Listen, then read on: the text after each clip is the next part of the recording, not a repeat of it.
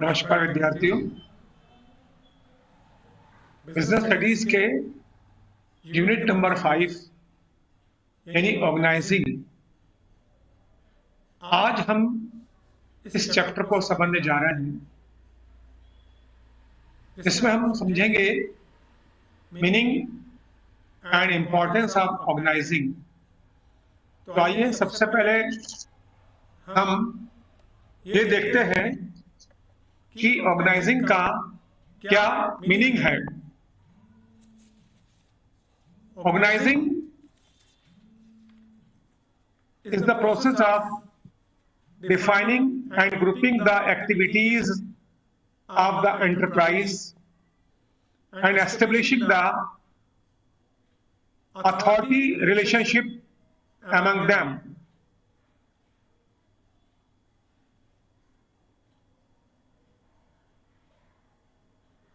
Organizing is that function of management which is concerned with coordination among all the factors of production. तो बच्चों, उत्पादन के विभिन्न तत्वों के बीच समन्वय स्थापित करना, जिससे कि हम हमारा लक्ष्य समय पर पूर्ण कर सकें, ऑर्गेनाइजिंग कहलाता है। अगर हम एक एग्जांपल से इसको समझें कि एक स्कूल में एनुअल डे सेलिब्रेट करना है, तो प्रिंसिपल ने टीचर्स, स्टूडेंट्स, इनकी एक मीटिंग ऑर्गेनाइज की और सभी की रुचि, क्वालिटीज को देखकर उनको ड्यूटीज दी, उन्हें रिसोर्सेस अवेलेबल करा के दिए, उनके बीच उन्होंने कोऑर्डिनेशन बना के रखा, जिससे कि समय विशेष पर पूरा एनुअल डे अच्छी तरह कंप्लीट हो सके। यही है संगठन। तो संगठन वह प्रक्रिया है जिसमें मानवीय प्रयासों में सामंजस्य स्थापित करने तथा संसाधनों की उपलब्धता कराई जाती है, जिससे कि निर्धारित लक्ष्यों को प्राप्त किया जा सके। इसकी डेफिनेशन बच्चों आप स्क्रीन पर देख रहे हैं। ऐसी डेफिनेशन हमारी बुक्स में भी दी गई हैं। हम उनमें से जो भी आपको अच्छी लगे हम उसको तैयार करें। आइए अब अपन समझते हैं इंपॉर्टेंस ऑफ ऑर्गेनाइजिंग।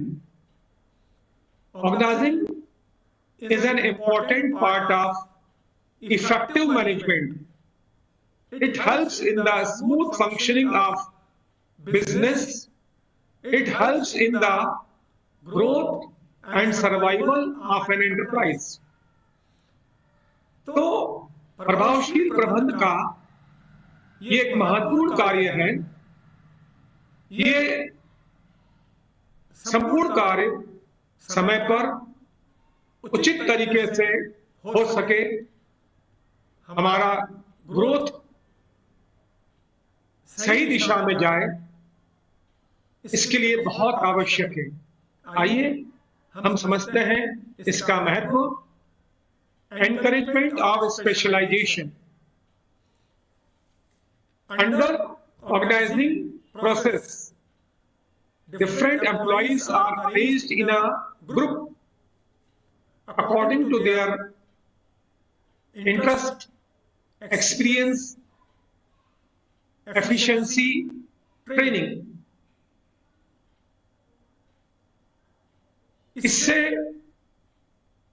उपक्रम को स्पेशलाइजेशन का फायदा मिलता है। अलग अलग काम अलग अलग एक्सपर्ट्स जब कंप्लीट करते हैं तो रिजल्ट्स बहुत अच्छे मिलते हैं। Clarity in job. In organizational function, our employees are allotted a particular job for a particular duration. तो सभी कर्मचारियों को क्या करना है, कितने दिनों के अंतर्गत करना है, यह सब स्पष्ट रूप से व्याख्या करके बताया जाता है, जिससे हर कर्मचारी, हर अधिकारी की जवाबदेही भी तय हो जाती है कि उन्होंने क्या और कितने दिनों में किस प्रकार पूर्ण करके देना है। Best industrial relation. Organizing function is also very important for better industrial relations. Organizational structure provides a better coordination, support, and security, which make better industrial relations. संगठन की प्रक्रिया इतनी महत्वपूर्ण है जिसके अंतर्गत न केवल जवाबदेही तय की जाती है, कर्तव्य निर्धारण किए जाते हैं, बल्कि सभी विभागों के बीच तालमेल, सामंजस्य बना है। One for all and all for one, ऐसा माहौल सदैव बना रहे, ऐसे प्रयास संगठन प्रक्रिया के अंतर्गत किए जाते हैं। Bringing economy, organization prepare the foundation of maximum production at minimum cost. Only required employees are appointed. संगठन के अंतर्गत ऐसे प्रयास किए जाते हैं कि न्यूनतम लागत पर अधिकतम उत्पादन हो सके। इसके लिए जितने आवश्यक हैं केवल उतने ही लोगों को अपॉइंट किया जाता है, जिससे कि हमें उन्हें अनावश्यक वेतन, सुविधाएं अनावश्यक रूप से ना देना पड़े। Coordination, with the help of organization, proper coordination also maintained between different departments, because good organization always promote proper coordination between all members. एक आदर्श संगठन सदैव इस बात को महत्व देता है कि सभी सदस्यों के बीच सहयोग, समन्वय की भावना बनी रहे।